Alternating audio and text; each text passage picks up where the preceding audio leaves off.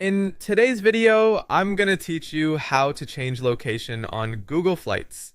If you travel often or you're comparing fares across different regions, changing your location in Google Flights can make a big difference. It can affect the currency you see, the deals that surface, and sometimes even the availability of certain fares. Here's how to do it clearly and confidently.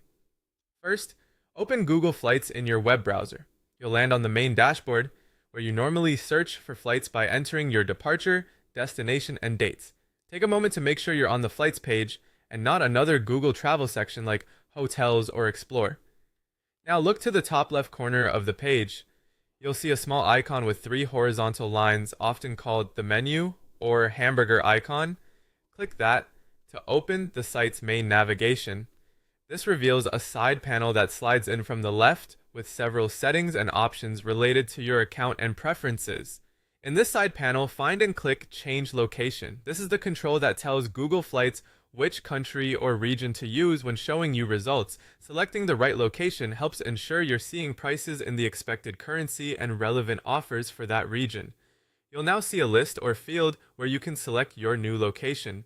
Choose the country or region you want Google Flights to use. If there's a search box, start typing the name to find it faster. Keep in mind, location is different from language. Location can influence currency and local offers, while your language setting controls the text you see on the page. For most people, picking the country where they want to compare fares is the best approach. After you select the location, click OK to apply your change. The site will update your preference and adjust the experience accordingly. Prices may display in a new currency, and some regional deals might appear. To confirm everything worked, scroll down to the very bottom of the page. In the footer area, you'll find a label for location. Check that it now matches the country or region you selected.